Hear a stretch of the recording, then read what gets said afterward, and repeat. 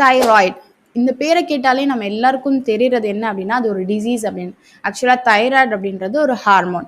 இது குறைவாக செக்ரீட் ஆகிறத ஹைப்போதைராய்டிசம்னு சொல்கிறோம். அதிகமாக செக்ரீட் ஆச்சு அப்படின்னா ஹைப்பர் தைராய்டிசம்னு சொல்கிறோம். ஸ்டாட்டிஸ்டிக் படி இந்தியாவில் 25% இந்த 5 இயர்ஸில் ஹைப்போதைராய்டிசம் இம்ப்ரூவ் ஆயிருக்கு அப்படின்றது கண்டுபிடிச்சிருக்காங்க. எதனால் அப்படின்னு பார்த்தீங்க அப்படின்னா நம்மளுடைய லைஃப் ஸ்டைல் தான். ஸோ இந்த ஹைப்போதைராய்டிசம் இருந்தால் என்ன பண்ணுறது? ஒரே ஒரு டேப்லெட் தான் சொல்யூஷனா? தைரானாம், தைராக்சின் அது மட்டும் தான் சொல்யூஷனா அப்படின்னா கண்டிப்பாக கிடையாது.